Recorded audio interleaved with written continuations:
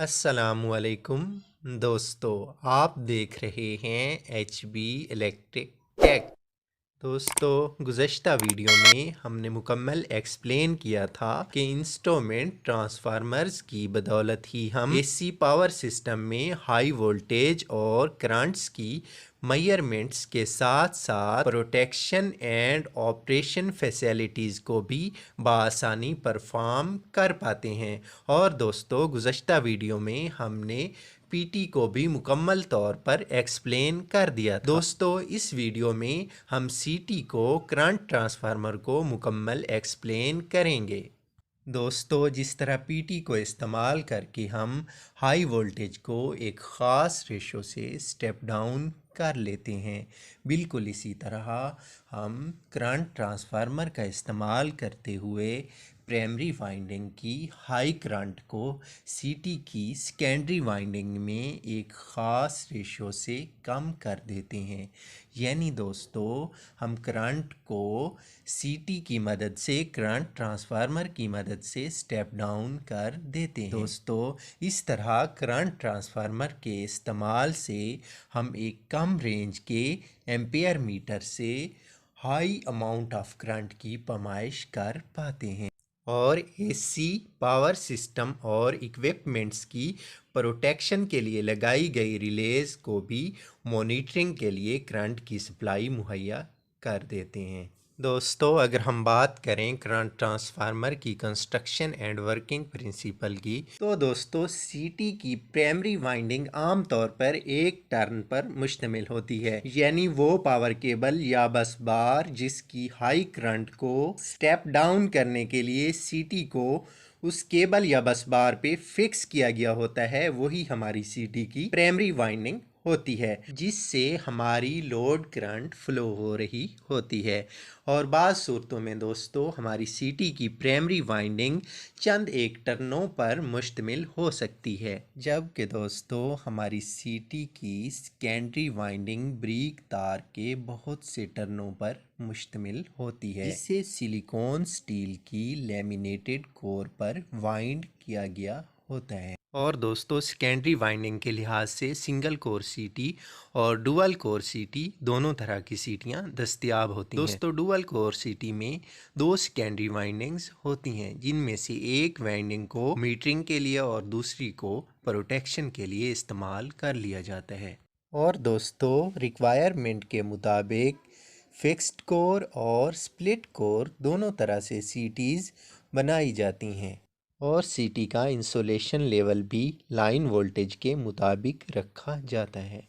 दोस्तों, अगर हम बात करें CT रेशो की, तो सेकेंडरी करंट के लिहाज से CT को सिर्फ 2 रेशो में बटा 5 और बटा 1 की रेशो में डिज़ाइन किया गया होता है, जबकि दोस्तों CT की प्राइमरी हमारी लोड करंट के मुताबिक होती है, यानी कि जिस लोड को हमने CT से मेजर करना होता है। दोस्तों, हम CT रेशो को एक एग्जाम्पल से समझने की कोशिश करते हैं। दोस्तों, हमने दो सीटियाँ, जिनमें से एक की रेशो 100/5 एम्पेयर और दूसरी की रेशो 100/1 एम्पेयर है, दोनों को एक लोड केबल पे लगाया हुआ है। दोस्तों, ये लोड केबल हमारी दोनों सीटियों की प्राइमरी वाइंडिंग है। दोस्तों, जब हम अपनी लोड केबल में से 100 एम्पेयर का करंट गुजारेंगे, तो हमारी 100/5 रेशो वाली CT की सेकेंडरी वाइंडिंग से 5 एम्पेयर करंट फ्लो होगा और हमारी 100/1 एम्पेयर वाली CT की सेकेंडरी से 1 एम्पेयर करंट फ्लो होगा। अगर हम अपनी प्राइमरी करंट मतलब अपनी लोड करंट को 100 से 50 एम्पेयर कर दें, कम कर दें, तो हमारी दोनों सीटियों की सेकेंडरी करंट भी कम हो जाएगी।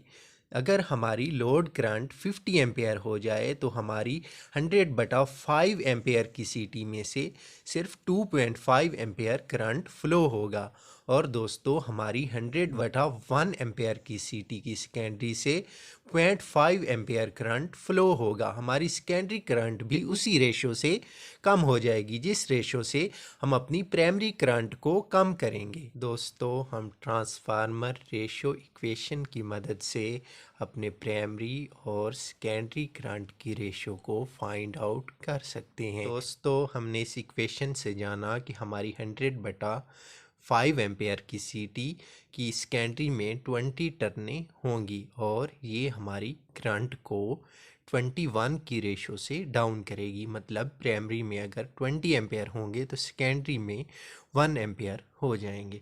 और दोस्तों, हमारी 100/1 एम्पेयर की सीटी की सेकेंडरी में 100 टर्नें होंगी और ये करंट को 101 की रेशो से स्टेप डाउन करेगी। प्राइमरी में अगर 100 एम्पेयर होंगे तो सेकेंडरी में 1 एम्पेयर हो जाएंगे। दोस्तों, आखिर में एक बहुत अहम बात जो कि सीटी पर काम करते हुए हमें ज़हन नशीन रहनी चाहिए वो ये कि एक करंट ट्रांसफार्मर करंट को तो स्टेप डाउन करता है लेकिन वोल्टेज के लिहाज से स्टेप अप नौयत का हामिल होता है क्योंकि इसकी सेकेंडरी में नंबर ऑफ टर्न ज़्यादा होते हैं। और दोस्तों, हम जानते हैं कि ट्रांसफार्मर में वोल्टेज टर्न रेशो के लिहाज से स्टेप अप और स्टेप डाउन होते हैं। इसलिए दोस्तों, करंट ट्रांसफार्मर की सेकेंडरी वाइंडिंग को हमेशा शॉर्ट सर्किट रखा जाता है क्योंकि सेकेंडरी वाइंडिंग के साथ लगे एम्पेयर मीटर्स वगैरह की करंट कॉइल की रेजिस्टेंस बहुत कम होती है और सीटी के एक टर्मिनल को